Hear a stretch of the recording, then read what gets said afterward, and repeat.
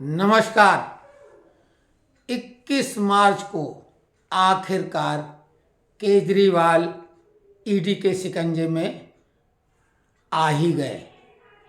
एक जो पुरानी कहावत है कि चोर कितना भी चालाक क्यों न हो, कभी न कभी तो पकड़ा जाता है।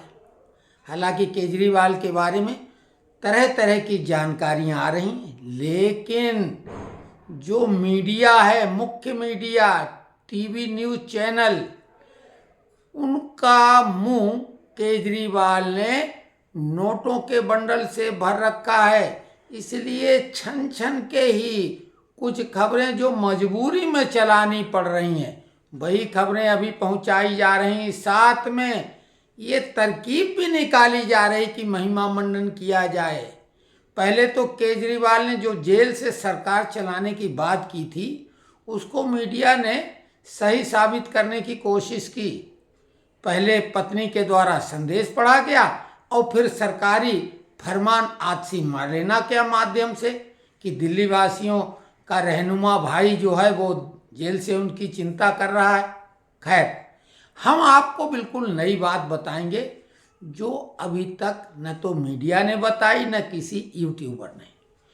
केजरीवाल इतना शातिर आखिरकार कैसे रहा कि इतना बड़ा भ्रष्टाचार, ये केवल शराब का भ्रष्टाचार नहीं है, कोई भी ऐसा सरकारी कार्य नहीं है, कोई ठेका नहीं है, कोई तरीका नहीं, मतलब इतनी तरह के भ्रष्टाचार सोच सकता है कोई भी राजनीतिक, वो सब केजरीवाल ने कर दिए। और साथ में व्यवस्था ऐसी की थी कि वो पकड़ा ना जाए। तो केजरीवाल अपने को कट्टर ईमानदार और बहुत पढ़ा लिखा क्यों कहता था, तो हम आपको बताते हैं। Kejriwal IRS, Indian revenue services का ये अधिकारी था। हालांकि ये कमिश्नर कभी नहीं था, ये झूठ बोलता रहा, शुरुआत ही झूठ से की। इसकी पत्नी भी IRS, दोनों इक्विवेलेंट। और ये IRS जो होते हैं, यही इनकम टैक्स ED वगैरह में होते हैं। ये जो पैसे के छापे वगैरह आप देखते हैं, इनमें ज़्यादातर IRS अफसर होते हैं। रेवेन्यू वगैरह का जो व्यवस्था देखते हैं पैसे का, इनमें IRS होते हैं। इनको सरकारी ट्रेनिंग मिलती है, वैसी ही ट्रेनिंग जैसे पुलिस विभाग में मिलती है, अर्धसैनिक बलों को मिलती है। और आर्मी के जो सैनिक होते हैं, आर्मी के सैनिक और अधिकारी, उनको जो ट्रेनिंग मिलती है। आपको अगर याद हो, खालिस्तानी मूवमेंट जब ऑपरेशन ब्लू स्टार चलाया गया था, तो बहुत सैनिक शहीद हुए थे। भिंडरावाले ने स्वर्ण मंदिर में कब्जा कर लिया था।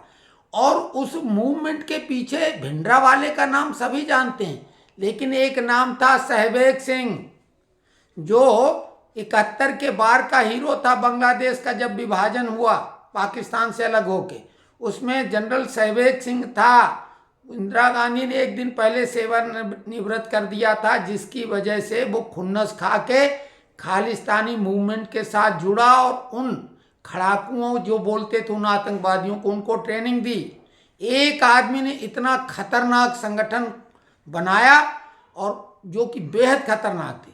हम आपको ये बात बताने जा रहे हैं कि आपने कई घटनाएं, जैसे पान सिंह तोमर फिल्म देखी हो, ऐसे कई किन्हीं कारणोंवश या जो भी फौजी लोग भी फरार होकर डाकू बन गए। उन्होंने हत्या कर दी, फिर वो डाकू बन गए और वो बेहद मतलब खतरनाक डाकू बने। पुलिस से मोर्चा लेने में दिक्कत, उनके पुलिस आर्मी वाले से कहाँ से लड़ पाएगी। तो इसी प्रकार से ये वो IRS जिसने अपना पूरा सातिराना दिमाग चोरी करके बचने के लिए लगाया। जैसे छापा पड़ता तो आपने देखा कि ED वाले कहाँ कहाँ से रुपए निकाल लेते हैं, तो इसको वो तरीके मालूम थे। इसने छिपाने के तरीके के रूप में वो अपनी सारी अकल लगा दी, और वो भी एक नहीं दो, पति पत्नी दोनों IRS। तो दोनों सातिर लोग मिलके पहले तो एक महल बनाते हैं जबरदस्त, जिसमें मैडम CM का रोल विशेष रहता है। वो केजरीवाल से भी ज़्यादा तेज दिमाग की है। उसने 2016 में सेवानिवृत्ति ली, यानी VRS लिया है। तो जो ये महल बना है, ये जैसे फिल्मों में डॉन का दिखाते हैं अड्डा, तो ये शीश महल भव्य तो है, लेकिन साथ में हाई टेक है। ये जितनी भी आधुनिक फैसिलिटीज हो सकती वो तो हैं, लेकिन टेक्नोलॉजी का भी उपयोग है। और ये हम दावे से कह रहे हैं कि इसमें कोई ऐसा गुप्त तहखाना है जो केवल केजरीवाल और मैडम केजरीवाल ही खोल सकती हैं।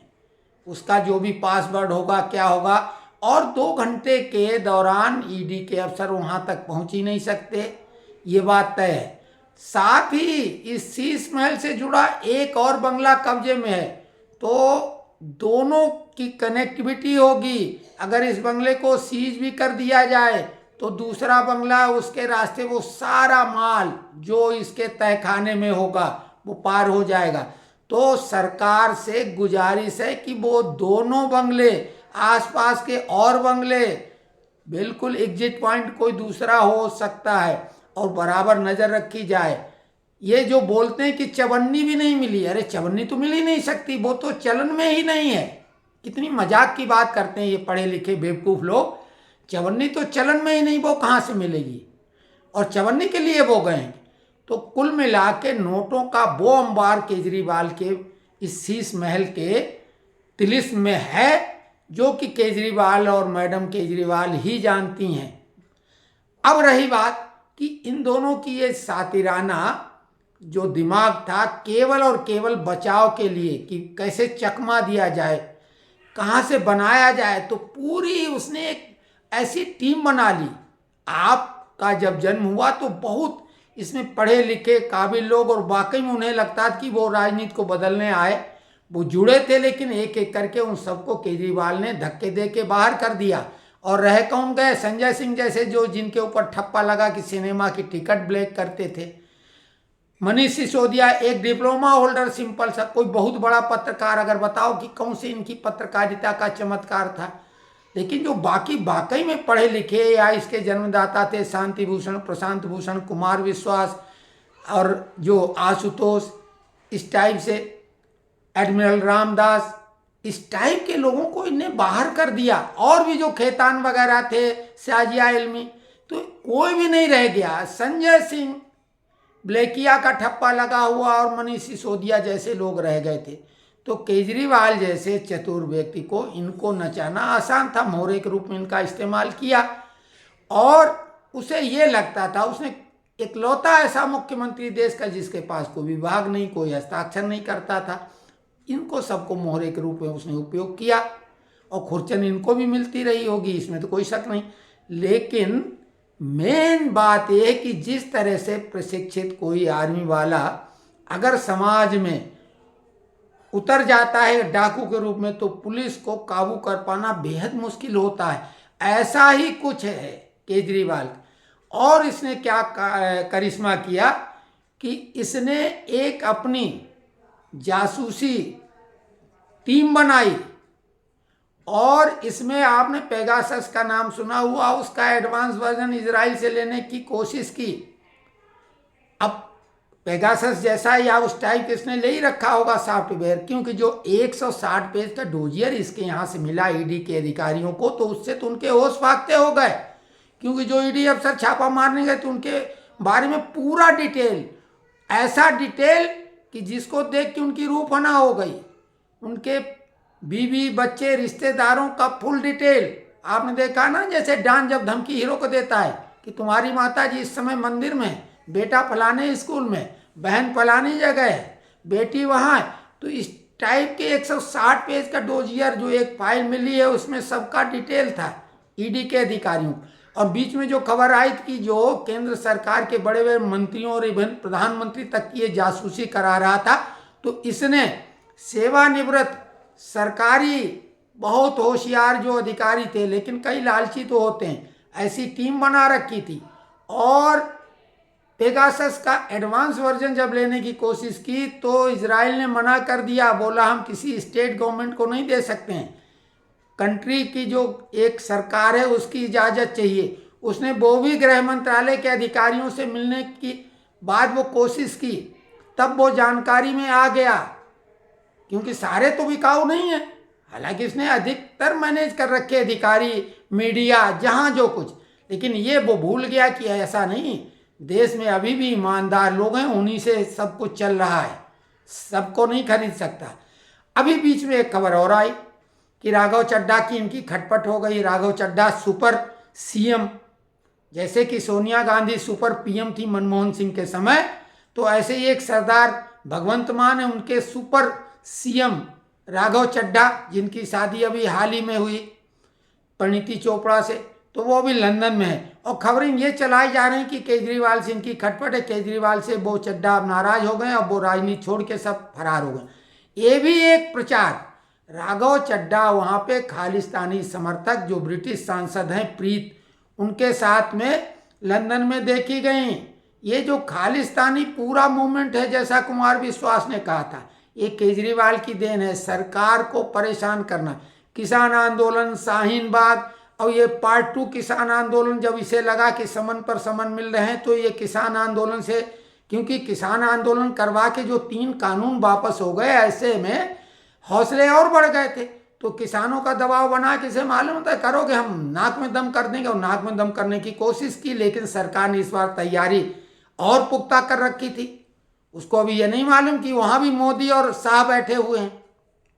तो कुल मिला के राघव चड्ढा का भी जो प्रहसन है, ये बनावटी इनका झगड़े का है, क्योंकि राघव चड्ढा वहाँ पे खालिस्तानी मूवमेंट की समर्थक सांसद प्रीत से मिला, उनके साथ उनकी हंसती हुई फोटो भी मालवीर जो हैं भाजपा IT सेल के, उन्होंने एक्स पर शेयर की है।